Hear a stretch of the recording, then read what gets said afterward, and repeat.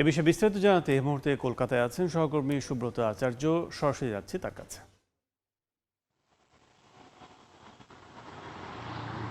দেখুন, রাজনৈতিক দলগুলো যে পরীক্ষায় বসেছিলেন দুদফায় এপ্রিলের 23 এবং 29 তারিখ, তাদের পরীক্ষার ফলাফল কিন্তু আগামীকাল। খুব বেশি এখন থেকে যদি ঘন্টার হিসেবে আমরা ধরি, তাহলে 30 থেকে 31 ঘন্টার মধ্যেই সেই ফলাফল প্রকাশ হয়ে যাবে চূড়ান্তভাবে। আর ফলাফল প্রকাশ হতে শুরু হবে অর্থাৎ আগামীকাল সকাল 8টা থেকে। কিন্তু এই পশ্চিমবঙ্গের 77টি কাউন্টিং সেন্টারে একযোগে ফলাফল শুরু হবে, বলা শুরু হবে। প্রথমে ব্যালট বাক্সে যে ভোটগুলো পড়ে, আপনারা জানেন যে সরকারি কর্মকর্তা কিংবা গণমাধ্যমের প্রতিনিধি বা নিরাপত্তার কাজে যারা যে ভোটাররা থাকেন, তারা ভোট দিতে পারেন না, তাদের জন্য কিন্তু ব্যালটে আগে ভোট নেওয়া হয়। প্রথমে ব্যালটে কাউন্টিং হবে এবং তারপর আস্তে আস্তে করে ইভিএম খুলে সফটওয়্যারের মাধ্যমে ভোটে কাউন্টিং কর্মকর্তা, রাজনৈতিক দলগুলোর এজেন্ট এবং গণমাধ্যমের সামনে তা প্রকাশ করা হবে। এবং আমরা ধারণা করছি যে কম বেশি আগামীকাল দুপুর বেলা 12টার মধ্যেই কিন্তু রাজ্যের মানে ক্ষমতার পালাবদল হচ্ছে কিনা কিংবা প্রত্যাবর্তন হচ্ছে কিনা তার একটি স্বচ্ছ ছবি সেটি কিন্তু সামনে চলে আসবে। একই সঙ্গে জানিয়ে রাখি যে শুধুমাত্র পশ্চিমবঙ্গেই কিন্তু পশ্চিমবঙ্গের ফলাফলই কিন্তু আগামীকালকে প্রকাশ হবে না।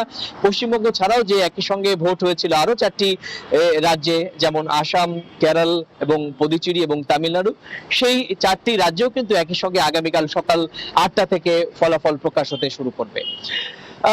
রাজনৈতিক দলগুলো, এই প্রত্যেকটি রাজনৈতিক দলগুলো স্বাভাবিকভাবে আজকে রাত্রে তাদের একটা চূড়ান্ত ব্যস্ততা বা উদ্বেগের রাত থাকবে। আর আগামীকাল সকাল থেকেই একে একে বোঝা যাবে যে আসলেই কার ভাগ্য আমরা ভোটাররা নির্ধারণ করেছিলাম কিরকম ভাবে। এর মধ্যে যে কয়েকটি ঘটনা সামনে না আনলেই নয়। ইতিমধ্যে আপনারা জানেন যে ফলতা বিধানসভা, সেটি আলোচিত বিধানসভার একটি ঘটনা, কারণ সেখানেও কিছু ভোটের কারচুপির ঘটনা সামনে আসার পর গতকাল গভীর রাতে ফলতা বিধানসভার যে ভোট সেটি বাতিল করে দেয় ভারতের নির্বাচন কমিশন।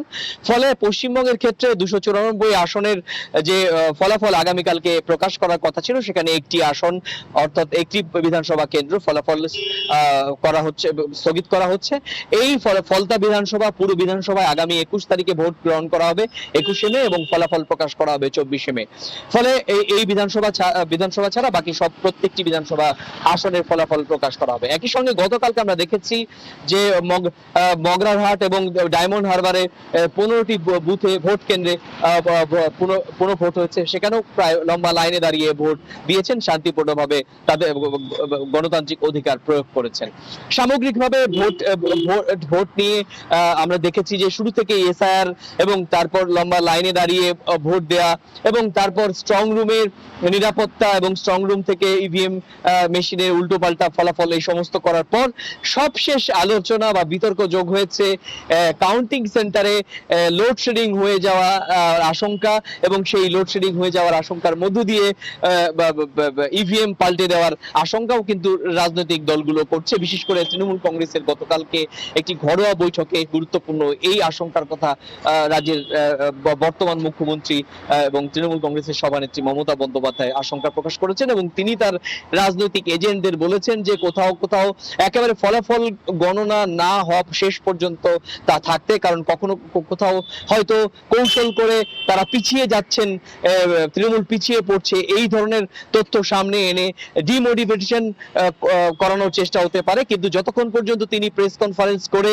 না জানাবেন ততক্ষণ পর্যন্ত কাউন্টিং সেন্টারগুলোতে প্রায় মাটি কামড়ে পড়ে থাকার কথা বলছেন। একই রকম ভাবে বিজেপিও পাল্টা তৃণমূলের বিরুদ্ধে অভিযোগ করেছেন যে তারাও হয়তো কোনো ধরনের কৌশল বা অপকৌশল প্রয়োগ করতে পারে বা ফলাফল নিয়ে তারা কোনো বিশৃঙ্খলা তৈরি করতে পারে। সে কারণে তাদের দলীয় কর্মীদেরকে কোন কৌশলে তা মোকাবেলা করতে হবে সেটিও গতকালকে তারা নির্ধারণ করেছেন। সুতরাং রাজ্যের এই ফলাফল প্রকাশ করার আগে প্রধান দুটি রাজনৈতিক শক্তির মধ্যে পাল্টাপাল্টি রণকৌশল কিন্তু গতকাল রাতে চূড়ান্ত হয়ে যায়।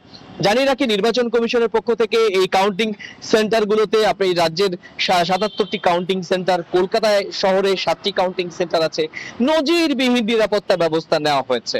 প্রায় 200 কোম্পানি কেন্দ্রীয় বাহিনী মোতায়েন করা হয়েছে, রাজ্য পুলিশ প্রায় 10,000 সদস্য সেখানে থাকবে, সিসিটিভি দিয়ে মুড়ে ফেলা হয়েছে, রাস্তায় সাজোয়া যানবাহন রাখা হয়েছে, সশস্ত্র বাহিনী থাকবে, গণমাধ্যমের প্রতিনিধিরা থাকবে, সার্বক্ষণিক কাউন্টিং যে কাউন্টিং সেন্টার থেকে যে তথ্য সেটি নির্বাচন কমিশনের সেন্ট্রাল রুমে থাকবে, সেখান থেকে যারা মনিটরিং করছেন তারা দেখবেন কোনো ধরনের অস্বাভাবিকতা থাকলে তারা ছুটে যাবেন।